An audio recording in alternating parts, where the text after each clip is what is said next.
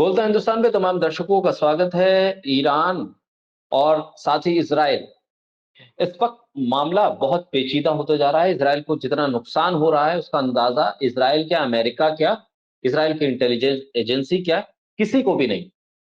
Hezbollah को जितना हल्के में उन्होंने लिया, उतना ही भारी पड़ता जा रहा है हिज़्बुल्लाह।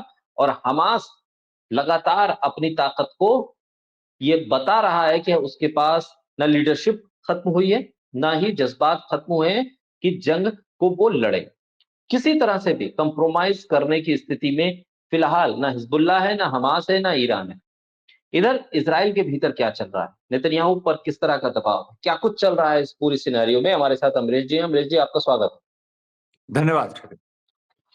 अमरीश जी, क्या कुछ हालात है? सबसे पहले तो ये जानना चाहेंगे कि किस तरह की स्थिति बन रही है? एक तो लेबनान के बॉर्डर पर क्या कुछ हो रहा है और दूसरा गाज़ा में क्या कुछ घटित हो रहा है, जिसको लेकर पूरी दुनिया की नज़रें हैं और आपसे बेहतर इस चीज़ को एनालाइज़ कोई नहीं कर सकता है। लिहाज़ा आपसे ही जानना चाहेंगे कि दोनों ही मोर्चों पर क्या स्थिति फिलहाल नज़र आ रही है?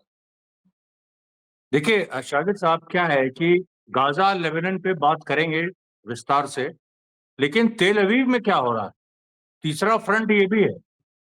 अभी देखिए, कल ही खबर आई, इस पे मैंने वीडियो भी बनाया अपने चैनल अमरीश मिश्रा स्पीक्स पे। 7 यहूदी इजराइल की मोसाद ने गिरफ्तार किए, जो ईरान के लिए स्पाई कर रहे थे। ये पहली घटना है जो सरेआम हुई है। पहले भी इस तरह की घटनाएं होती रही, लेकिन ये जो अनाउंस करना पड़ा, 7 यहूदी, मैं यहूदी इसलिए जोर दे रहा हूं क्योंकि लोग, ऐसा मैं कहूं इजरायली 7 गिरफ्तार हुए तो लोग समझ नहीं पाएंगे। 7 यहूदी गिरफ्तार हुए, उसमें कुछ 2 ऐसे हैं जो उस अल्ट्रा ऑर्थोडॉक्स जूइश कल्ट को बिलोंग करते हैं, जो ज़ायनिज्म को नहीं मानता, जो इजराइल की जो ऑथेंटिक विचारधारा है उसको नहीं मानता।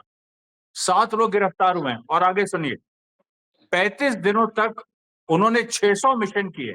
पिछले 35 दिनों में उन्होंने 600 मिशन किए, और उनके पास जो मैप्स मिले हैं, वो चाहे हेत्जरीन बेस के हों, चाहे वो नवतिम बेस के हों, चाहे टेडनॉक बेस के हों, वो वही इलाके हैं जहां 1 अक्टूबर को ईरान ने मारा। अब आप बताइए। अच्छा, इससे जुड़ी दूसरी खबर जो कल ही आई है कि इजराइल की सेना में एक साइलेंट रेबिलियन चल रहा है। अब वो साइलेंट रेबेलियन ये है, वो 2 स्तर पे है। एक स्तर पे तो सैनिक सीधे सीधे मना कर रहे हैं लड़ने के लिए, और उनका एक लॉजिक है। उनका लॉजिक ये है कि हमको इस पे ध्यान दीजिएगा, इससे गाजा की वॉर फ्रंट भी इससे जुड़ा हुआ है, जिसपे आगे भी विस्तार से बात करेंगे। वो ये कह रहे हैं कि गाजा में हम उन्हीं जगहों पे जाते हैं जहां हम जीत गए हैं। मतलब आप एक जगह गए, आपने सुजैया जीत लिया, आपको वहां आपके आपके लोग भी मारे गए, हमास के लोग भी मारे गए, और आपसे कहा गया कि आपके कमांडर ने कहा आप जीत गए और अब वापस जाओ। वापस गए, 2 महीने बाद फिर शंगैया में जाना है, फिर उसको जीतना है, फिर जीत के आए, फिर जाना है। मतलब इसका मतलब ये मैं कोई ये बिल्कुल क्रेडिल में छपा है। और ये क्रेडिल भी छोड़िए, इजराइल की हिब्रू वेबसाइट मा हाकम, MAHAKAM, उसमें बकायदा इस पे रिपोर्ट आई है, उससे क्रेडिट ने लिया। तो ये हिब्रू वेबसाइट, जो एकदम ऑथेंटिक इजरायली न्यूज ही दे सकती है, क्योंकि वो प्रो इजरायली वेबसाइट है, हिब्रू वेबसाइट है, वो ये छाप रही है। वो कह रहे हैं कि यार हम कब तक जीतते रहें, ये तो बताओ। यहाँ आप देखिए, हम कब तक जीतते रहें और वापस वहीं जाते रहें, और हमारी मेमोरीज जुड़ी हैं, हमारे लोग वहां मारे गए हैं, हमने बहुत सारी जातियां की हैं, हमको अच्छा। दूसरी उनकी कंप्लेन, वो ये कह रहे हैं कि बहुत कई दिन बीत जाते हैं, हफ्ते 10 दिन, जहां हमको बस कहा जाता है कि ऐसे ही घूमो और किसी बच्चे को देखे, बच्चे को मार दो, औरत को मार दो, किसी घर को डिमोलिश कर दो। तो वो कह रहे हैं कि मैं रेगुलर अच्छा हाँ, और बिजली बंद कर दो, पानी सप्लाई काट दो। तो उसमें से एक ने कहा कि हम प्लम्बर हैं क्या, हम हमें इसलिए इसलिए IDF के मेंबर बने। सच बता रहा हूँ आपसे, यहाँ ये कोई हंसी की बात नहीं, मैं लेकिन हंसी तो आएगी, एक राजनीतिक हंसी है मेरी। तो ये देखिए, वो कह रहे हैं मैं प्लम्बर हूँ क्या, मैं इलेक्ट्रिशियन हूँ, इस तरह के कामों के लिए हमें आपने सेना में एनरोल किया था, जो सेना का मुख्य काम होता है लड़ना, वो कहाँ गया? बच्चों को मारो, औरतों को मारो, घर गिराओ, पानी की सप्लाई काट दो, बिजली की सप्लाई काट दो, तुम कल कहोगे किसी के घर बना दो, तुम कहोगे कि ये कर दो। वही जैसे एक खबर इंडिया में नहीं आई थी 1-1.5 साल पहले कि आर्मी से कचरा साफ कराया जा रहा है, बहुत कश्मीर में एक खबर आई थी। उस तरह की स्थिति है। कल को आप कह दोगे कि जबलिया में जो जूश सेटलर्स हम सेटल करेंगे और हमने कब्जा लिया, अब इनके लिए घर तुम ही बना दो। ये जो स्थिति है, देखिए कि एक्स्ट्रा उसके पास लेबर भी नहीं है, इजराइल के पास ज्यादातर लेबर पलायन कर चुका है। भारत से मैंने स्टोरी की थी, करीब 30,000 लेबर गया था और 30,000 लेबर में 50 से 60% वापस आ गया गाली देते हुए। इस पे पूरी इंडियन एक्सप्रेस ने स्टोरी की थी। चाइना से लेबर गया था, वो भी वापस चला गया। अब यहाँ पर जो देखिए संकट है, इजरायली इकोनॉमी बैठ रही है और लेबर उसके पास नहीं है, सेना को हर चीज करनी पड़ रही है, वहां विद्रोह नहीं होगा। अच्छा, दूसरी बात, अब प्रोटेस्ट का तरीका यह है कि एक तो सीधे सीधे वो मना कर रहे हैं जिसपे उन पे एक्शन हो रहा है। दूसरा तरीका है जो कि ज्यादा वाइड स्प्रेड है, मतलब जो करीब 30 से 40% इजराइल आर्मी को प्रभावित कर रहा है। वो कमांडर के पास जाता है आईडीएफ का आदमी और कहता है कि मुझे नहीं लड़ना। अब कमांडर जो है देखिए वो थोड़ा सेंसिटिव होते हैं, अब स्पेशली जूनियर कमांडर जैसे प्लेटून कमांडर, कंपनी कमांडर, तो वो उसको एक नॉन कम्बैट रोल में डाल देता है। तो आप सोचिए, जो ऑलरेडी सेना 70-80 हजार की है, जिसमें बाकी रिजर्विस्ट हैं 1-1.5 लाख, उसका 30% नॉन कम्बैटेंट है। वो जो लड़ाई से इतर जो काम होते हैं सेना में, उसको उसको उसको करने में लगा दिया जाता है, क्योंकि कमांडर जानता है कि हमने इसकी कंप्लेन की तो इसकी नौकरी जाएगी। तो वो पूरी एक स्थिति ऐसी जिसको साइलेंट रिफ्यूजल कहते हैं या ग्रे रिफ्यूजल कहते हैं, ग्रे रिफ्यूजल। तो ये पूरी स्थिति आईडीएफ की है। अब आप आते हैं गाजा पे। गाजा में देखिए पिछले 24 घंटों में सबसे इंपॉर्टेंट चीज हुई है, जो एहसान दक्सा, जो 401st ब्रिगेड इजराइल की है, जिसको आयरन हैक्स ब्रिगेड भी कहते हैं, जो सबसे जालिम ब्रिगेड थी। और एहसान दक्सा ने मैक्सिमम गाजा में जुल्म ढाए और उसको सीधे सीधे उसको टारगेटेड किलिंग हुई है। जबलिया में सीधे उसके टैंक पे गोला लगा और वो मर गया, और उसको इजराइल ने एक्सेप्ट किया, फ्लैश किया, और इसको सीधे याह्या सिनवार का एक सीधे बदला माना जा रहा है, क्योंकि ये सबसे सीनियर कमांडर है। 7 अक्टूबर को भी इससे सीनियर कमांडर नहीं मारा गया, ये सबसे सीनियर कमांडर है, इसको मार दिया। आज उसके फ्यूनरल का हाल आपको देखना चाहिए था। कम से कम 2 से 3 हजार महिलाएं, 2 से 3 हजार महिलाएं जिनको इजराइल बेवा कह रहा है, और खुद अभी तक कह रहा है कि हमारे केवल 900 सोल्जर मारे गए। ये बेवा कहां से आई? ये किस बात की बेवा है? अच्छा, एक चीज और देखिए आप कि जो जो माँ हकम के आर्टिकल में था कि लोग कह रहे हैं कि अस्पताल से जो इंजर्ड हैं, इजराइल में 3 लोग बचे हैं, 3 तरह के लोग, या तो जो मारे गए हैं, या जो जख्मी हैं, और या जो पागल हैं। ये मेरे शब्द नहीं, ये माँ हाकम की शब्द। पागल हो गए हैं वहां पर, कई जो इंजर्ड हैं वो अस्पताल छोड़ के भाग रहे हैं। तो ये जो पूरी स्थिति है, अब आप बताओ कि गाजा में वो सीधे, अच्छा जबलिया वो जगह है जहां इजराइल ने कहा है क्लोज मिलिट्री जोन है। क्लोज मिलिट्री जोन मतलब ना कोई इजरायली सिविलियन घुस सकता है, ना फिलिस्तीनी, लेकिन वहां 4 लाख लोग जमे हुए हैं, हट नहीं रहे हैं, और रोज मसाकर कर रहे हैं। कल तो इतने भयावह वीडियोज आए जिसमें फिलिस्तीनी महिलाओं के शरीर बीच से कट गया, और वो तो हमने एक्स पे डाला, हमने जो इंग्लिश में डाला, हमने ये कहते हुए कि हमारा हैंडल सस्पेंड हो जाएगा, उसको सस्पेंड नहीं किया। हिंदी में जो डाला उसको उस ट्वीट को हाइड कर दिया। अब आप देखिए, अब इस तरह की जो चीजें आ रही हैं, इस तरह के भयानक कत्लेआम हो रहा है। जबलिया का कत्लेआम आम कत्लेआम नहीं है जो 7 अक्टूबर के बाद से चल रहा है गाजा में, इसमें 42,000 लोग कम से कम मारे गए हैं और लाखों घायल। ये स्पेशल जेनोसाइड है, जो पिछले 15 दिनों में करीब 700 फिलिस्तीनी मारे गए हैं, जिसमें और वो ये एथनिक क्लेंजिंग है, और इसमें ये प्लान है कि नॉर्थ गाजा को, जबलिया को पूरे गाजा से काट के इजराइल में मिला दें। लेकिन सवाल वहीं पर आ जाता है कि एक तो आईडीएफ के सोल्जर्स क्या मोटिवेटेड हैं ये सब करने के लिए, पहला। दूसरा, जो हमास मार रहा, पिछले 15 दिनों में हमास ने कम से कम 70 इजरायली सैनिकों को वहां मारा है, 70 वहां पर मारा है। और उन्होंने ऐसा मतलब बदला लिया है, और इस तरीके से वो लड़ रहे हैं। परसों की एक घटना है, आज 20 अक्टूबर की, जहां उसका वीडियो भी आया, वो एक बड़े कॉरिडोर को जबलिया के अंदर सिविलियंस के बीच उन्होंने पूरा एक कॉरिडोर को एक्सप्लोजिव बिछा दिए, और जब आईडीएफ सोल्जर्स सिविलियंस को मारने आए तो उनके मुंह पे फट गया पूरा का पूरा। उसमें कम से कम 12 इजरायली सैनिक जो है ये मारे गए या घायल हुए।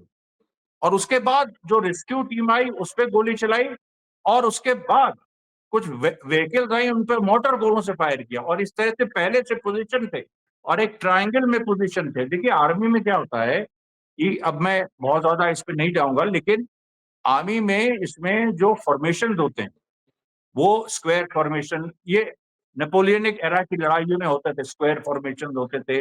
उसके बाद ये लोग क्योंकि छोटी संख्या में है, 20-25 संख्या में, तो ये लोग तुरंत एक त्रिकोण, एक ऐसे ट्रायंगल बना देते हैं।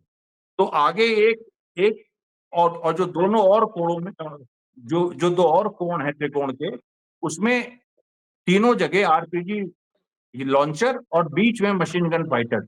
इस तरह 8-10 लोग एक त्रिकोण बना लेते हैं और वो घूमते जाते हैं। तो किसी ने आरपीजी शेल फायर किया, वो त्रिकोण घूमा, तो मशीन गन फाइटर आगे आ गया, उसने मारा, फिर वो घूमा, फिर। अब ये जो तरीका है गुरिल्ला वॉरफेयर का, ये कहीं नहीं दुनिया में देखा गया है। वियतनाम में भी नहीं देखा गया, जब कम्युनिस्ट चीन जीता तब भी नहीं देखा गया। अमेरिकन सिविल वॉर नहीं, उसने 1857 में जरूर ये देखने को मिला था। इसलिए अब उसमें भाई उसमें उसमें अरब भी लड़े थे, उसमें पठान रोहिल्ला भी लड़े थे, और अरब खास तौर पे उन्होंने बहुत सारी ट्रेनिंग भी दी थी। ये बात सच्चाई है, क्योंकि उस समय तेल तो था नहीं। उस समय भारत में भारी संख्या में भारतीय सेनाओं में, राजाओं की सेनाओं में अरब सिपाही बहुत बड़े लेवल पे थे, और उनका 1857 में कई शहीद हुए। तो कहने का मेरा मतलब ये है कि हमास के देखिए लड़ने का तरीका। अब हम आते हैं लेबनान पे। लेबनान पे क्या हो रहा है कि पूरा जो नकूरा से लेके मरवाहिन तक एक पूरा 30-40 किलोमीटर का स्ट्रेच है। तो इसराइल ने वहां एक बहुत ही क्लेवर एक टैक्टिक्स यूज की है कि वो घुसते हैं, और लेबनान के जो लेबनान इसराइल बॉर्डर के गांव हैं उनके आउटस्कर्ट्स को उन्होंने कब्जा कर लिया है। गांव ऑलरेडी खाली हो चुके हैं, सिविलियंस जा चुके हैं, और ये सब लो लाइंग एरियाज है। अब लेकिन उधर जो पहाड़ी हैं, जिस तरफ हिजबुल्लाह के फाइटर्स हैं, उनके बीच करीब 3-4 किलोमीटर का फर्क है। लेकिन हिजबुल्लाह के फाइटर्स पहाड़ी का इस्तेमाल नहीं कर पा रहे हैं, क्योंकि पहाड़ियों पे जिस तरह से बमबारी हो रही है। आपको कारगिल युद्ध की याद होगी, कारगिल में उल्टा था। वहां पर जो घुसपैठिया थे वो चढ़े थे पहाड़ियों पे, इंडियन आर्मी को नीचे से चढ़ना पड़ा था। बहुत बहुत सेक्रीफाइसेस के बाद इंडियन आर्मी जीती। यहाँ पर आप सोचिए, इजराइल नीचे है ऊपर पहाड़ियों पे, लेकिन कोई हिजबुल्लाह का फाइटर डिप्लॉय नहीं हो पा रहा है। तो वो जो एडवांटेज कारगिल में घुसपैठियों को थी, वो यहाँ हिजबुल्लाह को नहीं है। तो हिजबुल्लाह क्या कर, अच्छा, और इजरायली सोल्जर्स ने ऐसे फोर्टिफिकेशन बना रखे हैं कि वो विजिबल भी नहीं है, वो दिख भी नहीं रहे हैं। उसके बाद हिजबुल्लाह जो है, एक एक जहां भी थोड़ा सा उसको पता है कि इजरायली असेंबली है, उसमें वो लगातार 200-300 कॉर्नेट रॉकेट मार रहा है। और उस कॉर्नेट रॉकेट की मार से अभी तक सोचिए, अभी तक 2 दिन पहले खबर थी कि 55 इजरायली सोल्जर्स मारे गए और 150 घायल। अब वो बढ़ के 70-75 हो गई। आज एक घटना हुई, जहां पर लेबनान बॉर्डर से लगा हुआ मोर्दचाई सेटलमेंट है, जहां पर इजरायली सोल्जर्स तैयारी कर रहे थे लेबनान पे चढ़ाई करने। आज इजरायली मीडिया ने एक्सेप्ट किया है, मोर्दचाई में डायरेक्ट डायरेक्ट रॉकेट लगा, उसी असेंबली पे लगा। और ये आप सोचिए, बिना देखे हो रहा है। ये ये बिना देखे है ये और उसमें उसमें कई रॉकेट छोड़े गए, उसमें एक लग गया, और जो एक लग गया उससे 11 इजरायली सोल्जर घायल हो गए। अब आप सोचिए, लेबनान बॉर्डर पे बड़ी विचित्र लड़ाई होगी। मैंने ऐसी लड़ाई कहीं नहीं देखी, जहां पर एक एडवांटेज पोजीशन में हिजबुल्लाह है, लेकिन उसको इस्तेमाल नहीं कर सकता। तो वो दूसरी टैक्टिक्स अपना रहा है, वो मास में, बल्क में लगातार मार रहा है, क्योंकि उसके पास रॉकेट्स की सप्लाई अनगिनत है, उसमें कहीं कोई समस्या नहीं है। और इजराइल जो ये कह रहा था कि हम लिटानी रिवर तक बढ़ जाएंगे, वो बिल्कुल रोक दिया गया है। जो बाहरी जो गांव है लेबनान के, उनके भी बाहरी इलाके तक। तो आप देखिए ये जो है, अब मैं इसमें कहीं भी ये आईडीएफ का केवल मजाक नहीं उड़ा रहा हूं, मैंने उनकी उनकी क्लेवर टैक्टिक्स की तारीफ भी की। भाई एक एक एक लड़ाई हो रही है, वो नरसंहार कर रहे हैं, औरतों बच्चों को मार रहे हैं, हम उसको कंडेम करते हैं और बहुत ज्यादा उस पर हमने बोला है, सब लोग बोल रहे हैं। लेकिन ये जब जंग शुरू होती है तो उसमें तो फिर दो दिमागों की लड़ाई होती है। उसमें आप देखिए गाजा में कैसे हमास का पड़ला भारी है, जबकि जनसंहार हो रहा है वहां। और दूसरी तरफ लेबनान में भी नरसंहार हो रहा है। लेबनान में आज ही करीब 31 लोग सिविलियंस मारे गए, लेकिन जंग के मैदान में इजराइल आगे नहीं बढ़ पा रही। ये पूरी स्थिति है इस समय। ऐसे में ये दोनों मोर्चे हैं जहां पर इजराइल के सैनिकों की भी मौत भी हो रही है, घायल भी हो रहे हैं।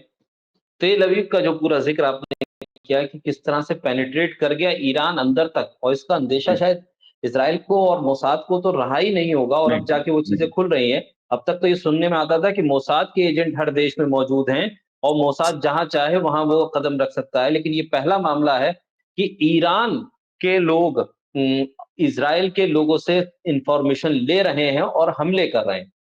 ऐसे में एक चीज बेंजामिन इसमें और बता जी दूं जी जाकिर साहब, मैं एक जी पॉइंट मिस कर गया। जो 7 यहूदी पकड़े गए हैं, उसमें से एक ने कहा, वो अल्ट्रा ऑर्थोडॉक्स कल्ट का है जो जैनिज्म को नहीं मानता।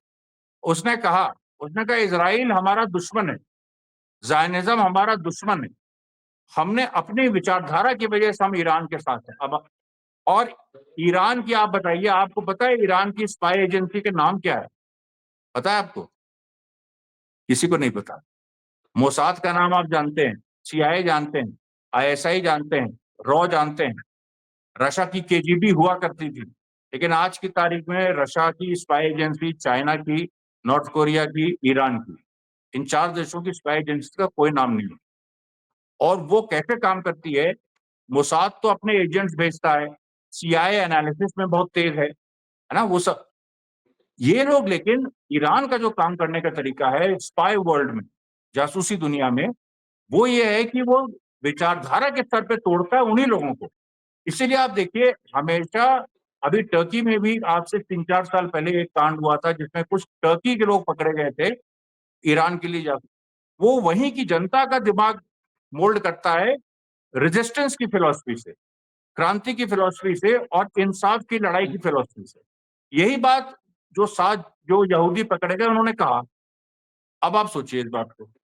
तो आप कुछ कह रहे थे, मैंने बीच में टोका जी, आपको। बेंजामिन नेतन्याहू कहाँ हैं और क्या वो अब आ पाए हैं? कोई बयान उनका सामने आ पाया है फिलहाल इस पूरे मामले में? क्योंकि जब उनके घर पर हमला हुआ था, तब से ये सवाल था कि बेंजामिन नेतन्याहू क्या कहते हैं, उनका रिएक्शन क्या होता है? और साथ ही साथ सवाल ये कि क्या अब जो कोशिशें ईरान की तरफ से लगातार अलग-अलग कंट्रीज में जाकर बातचीत करके हो रही थी, वो कोशिशें कहाँ तक पहुंची हैं?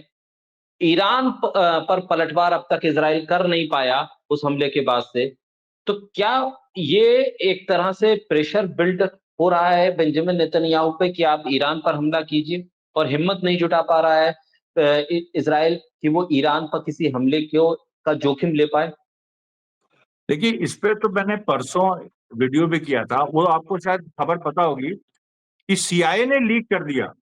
16 अक्टूबर को 15-16 अक्टूबर को पूरी प्लानिंग थी। 16 अक्टूबर को यही सिनवार वाली घटना घटी, वो तो जी। अनइंटेंशनल थी, एक्सीडेंट था वो, जैसे इजराइल ने खुद माना। उनको पता नहीं था कि यही सिनवार ये सामने है। तो 15-16 अक्टूबर को इजराइल की पूरी प्लानिंग थी वो स्ट्राइक करने की ईरान को, और बड़े ही सोफिस्टिकेटेड इक्विपमेंट से, मतलब ऐसे ऐसे इक्विपमेंट जो अभी बाकी देश छोड़ चुके हैं, जैसे इंटरकॉन्टिनेंटल बैलिस्टिक मिसाइल जो एयरक्राफ्ट से लॉन्च की जाए, आईसीबीएम ग्राउंड टू ग्राउंड हो गई है, उसको हवा से लॉन्च करने का अब कोई मतलब नहीं है, लेकिन उसको भी इजराइल प्रैक्टिस कर रहा था। उसके बाद उसने पूरा एक लाइफ वो जो फोर्स एक्टिविटीज होती हैं कि पूरी exercises, air to air fuelling, मतलब हवा में रहते हुए हवाई जहाज अपने को रिफ्यूल कैसे करें, वो सारी ट्रेनिंग इजराइल कर रहा था। 8 अक्टूबर से उसने मतलब 8 अक्टूबर तक बिल्कुल वो चरम पे पहुंच गई थी। 15-16 को हमला होने वाला था, सीआईए ने प्लान लीक कर दिया। अब आप बताओ सीआईए ने प्लान क्यों लीक किया? और सीआईए का ये भी मानना है कि यही सिनवार जिंदा है, ये पूरा उन्होंने स्टेज किया है पूरा एक, और इससे पूरे अरब देशों में विद्रोह कराने के लिए। अब आप देखिए कि सीआईए ने जब लीक किया और उस पर अमेरिका बड़ा गुस्सा हो रहा है कि हम कमेटी बैठाएंगे, हम कमेटी, वो बिल्कुल जैसे भारत में कमेटीज बनती है, कोई मतलब नहीं उस कमेटी का, बिना बाइडेन की मंजूरी से ये लीक हो ही नहीं सकता। तो अमेरिका तो चाहते ही नहीं है कि 5 नवंबर जो उसका चुनाव है उसके पहले कुछ हो, लेकिन इजराइल ये समझ रहा है कि 5 नवंबर के बाद अल्टीमेटली जो नया प्रेसिडेंट है वो तो जनवरी में ओथ लेगा, तो ये जो हम तब तक रुकेंगे। अच्छा, नेतन्याहू की स्थिति क्या, उसके घर पे हमला हुआ, उसने आके ईरान को वार्न किया, आज फिर हो गया। आज जो अच्छा, और आज इतना इंटरेस्टिंग हमला है, आज के हमले में जैसे उस दिन जो हुआ था 2 दिन पहले, उसमें कोई वॉरहेड नहीं था, मतलब अगर वो ड्रोन लगा घर पे नेतन्याहू के, अगर उस ड्रोन में जरा सा भी कोई मिसाइल वॉरहेड होता, न्यूक्लियर की बात मैं नहीं कर रहा, अगर कोई भी वॉरहेड होता एक्सप्लोजिव बड़ा, तो वो पूरा ब्लास्ट हो जाता था, नष्ट हो जाता। इसका मतलब हिजबुल्लाह ने ये मैसेज भेज दिया कि हम तुम्हें नष्ट कर देंगे। अब उसके बाद नेतन्याहू बाहर आया, उसने बयान दिया, और उसके बाद आज फिर उसके घर के बगल में, जस्ट करीब उसके घर के नॉर्थ में 5-6 किलोमीटर दूर एक इजरायली सेटलमेंट है, वहां पर ब्लास्ट हुआ, और इस बार जो ब्लास्ट है उसमें एक्सप्लोजिव्स थे, वो पूरा प्रॉपर ब्लास्ट हुआ। अब आप सोचिए, तो ये जो तरीका है, मैं बार बार कह रहा हूं, इसको बहुत लोग समझ नहीं पा रहे हैं, क्योंकि मैंने उत्तर प्रदेश में पत्रकारिता करते हुए माफिया वगैरह जो ऑपरेट करते हैं, जैसे मैं नाम नहीं लूंगा, लेकिन मैंने बहुतों का इंटरव्यू लिया है। जैसे एक बड़े माफिया थे यूपी के, उनका ये स्टाइल था कि किसी को मारना है तो 1 साल पहले उनके अगल बगल के, उनके जो वो हैं, उनके जो प्यादे हैं या उनके जो लोग हैं, उनको मारना शुरू कर देते कि कभी तो ये आएगा ना किसी की मिट्टी में, कभी तो मिट्टी में आने के लिए निकलेगा। और मैं फिर नाम नहीं लूंगा, लेकिन वो मिट्टी में आने के लिए निकले, और बहुत बड़ा कांड, फेमस कांड 2005 में हो गया। यही तरीका इसराइल अपनाता है। उसने हमास को असैसिनेट करने के लिए, हमास के लीडर्स को असैसिनेट करने का यही है, इस्माइल हानिया के पहले घर वालों को मारो, उनके दोस्तों को मारो, इनको मारो, धीरे धीरे उनको आइसोलेट करो, और जब एक ऐसे पॉइंट पे वो पहुंच गए जहां वो बिल्कुल अकेले थे, वहां मार दिया। ऐसे बहुत जगह हुए। अब वही चीज रेजिस्टेंस कर रहा है नेतन्याहू के ऊपर, ये तीसरा हमला है उसके घर के आसपास। ये आप समझ लीजिए, ये मैं घोषणा कर देता हूं यहाँ कि नेतन्याहू की उल्टी गिनती शुरू हो गई है, और बहुत जल्दी, देर नहीं लगेगी, ऐसे ही कम से कम 5-6 हमले और होंगे। नेतन्याहू को या छुपना पड़ेगा, और या उसको बार बार बाहर आना पड़ेगा, और दोनों ही स्थिति में उसके ऊपर खतरा है, क्योंकि अगर ज्यादा छुपा तो इसराइल के अंदर कू हो जाएगा। बहुत सारे उसके दोस्त जो हैं सो कॉल्ड, आज असली में उसके दुश्मन हैं, सत्ता चाहते हैं, और दूसरा अगर वो बाहर आया तो रेजिस्टेंस उसको मार देगा। ये पूरी सिचुएशन। बहुत शुक्रिया अमरीश जी, बोलता हिंदुस्तान को समय देने के लिए, हमारे साथ महत्वपूर्ण मुद्दे पर चर्चा करने के लिए बहुत शुक्रिया। बहुत बहुत